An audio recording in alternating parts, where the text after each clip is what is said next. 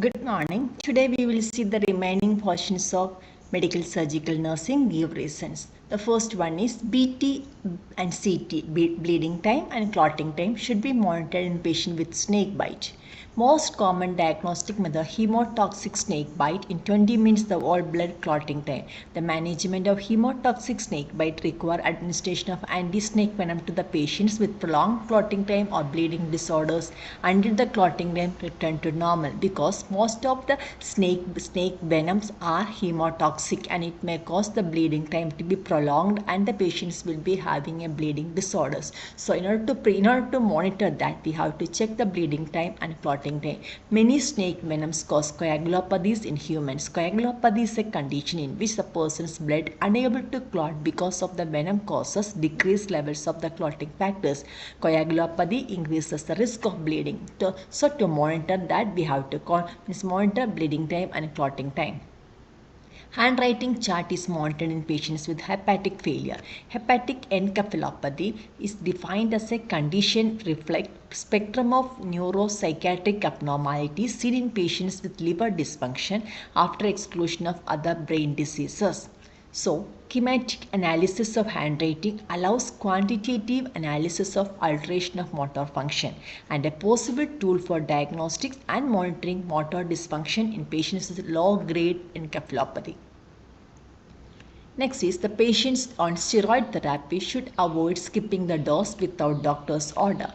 For steroid treatments lasting longer than few days, it is very important not to miss a dose and only stop the treatment under medical supervision. It's because after some days or weeks of taking steroids, the body stops making enough of its own steroids to maintain the important function, even the blood pressure. So, if a sudden withdrawal from this medication may cause a sharp fall in the blood pressure and affect the blood sugar level also. So, we need to taper. Taper means gradually reduce the dose to give the adrenal glands some time to start making their own steroids again. Because when we take the steroid therapy, the adrenal glands will stop producing our own steroids. So, when we stop it abruptly, adrenal glands will not get a chance to prepare. So, we have to stop it slowly so that adrenal will be preparing small amount of steroid till it completely stops. A patient with Graves' disease administered with propanol or Inderal. Graves' disease is an autoimmune disorder that causes hyperthyroidism, and symptoms of hyperthyroidism can include rapid heartbeat like palpitations, feeling of shaky and nervous, weight loss, increased appetite, diarrhea, and more frequent bowel movements, thin, warm and moist skin, intolerance to heat, excessive sweating, etc. Propanol is the preferred agent of beta blocker in hyperthyroidism and thyroid storm because it offers prompt relief of the adrenogenic symptoms of hypothyroidism as tremors, palpitation, heat intolerance, and nervousness. That is why patients with Graves' disease administered with propanol. And also there is an additional effect includes blocking the peripheral conversion of inactive T4 to active form of T3. Injection site should be rotated while administering the injection insulin. Important in order to avoid buildup of fatty tissue which can occur when shots are given the same place. Fatty tissue buildup can change how quickly the insulin is absorbed from the skin, which may in turn affect the blood sugar level. So, if we give a same point, there will be fatty tissue buildup will be there and also it may affect. So, injection site should be rotated with every injection. Inject at least one finger width away from the previous injection site and try not to use the injection site more than once in every 4 weeks.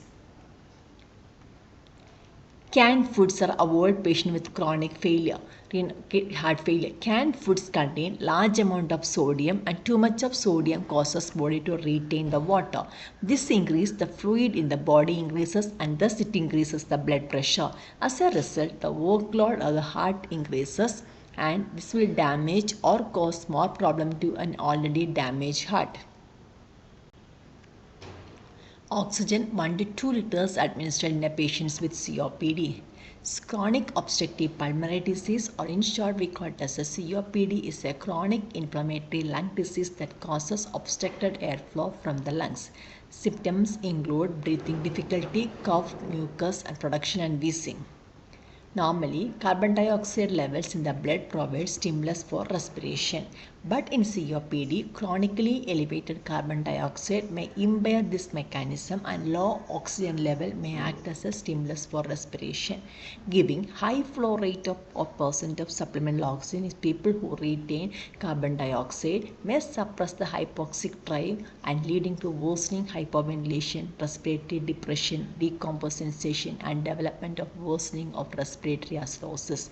That is why patients are treated with low flow oxygen or otherwise 1 to 2 liters of oxygen. Foods and fluids withheld 1 to 2 hours after bronchoscopy. Bronchoscopy is an invasive procedure that permits direct examination of larynx, the trachea, the bronchi using either a flexible fiber optic bronchoscope or a rigid metal bronchoscope. It is done under general anesthesia or under topical anesthesia. So we have to maintain NVO status after the procedure until the anesthesia is worn off and the gag reflex has returned. Ideally we need to withhold the food for 6 to 12 hours to decrease the risk of aspiration. So before the gag reflex return, if is given anything orally, it may cause the risk of pulmonary aspiration and pulmonary aspiration pneumonia. So that is why foods and fluids are withheld 1 to 2 hours after bronchoscopy. The diabetic patients are advised to wear well-fitting footwear. Proper footwear may stress in diabetic patient to reduce the symptoms caused by neuropathy. It is a condition in which excess sugar in the blood damages the peripheral nerves due to less oxygen and nutrient supply. These damaged nerves often will not feel any sensation during injury. An ideal footwear should be protect the patient from any injury from external object like thorns, nails, etc. And also it should not cause any blisters or ulcer, that is shoe bite injury. So ideal, the well-fitting footwear are worn by the diabetic patient. Serial urine samples of the patients are collected for observation after renal biopsy. Renal or kidney biopsy is a procedure to remove small piece of kidney tissue that can be examined under a microscope for signs of damage of the disease.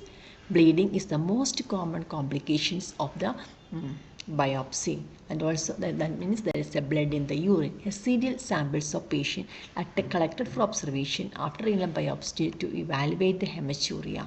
Thank you. Thank you for listening. We will see in the next session.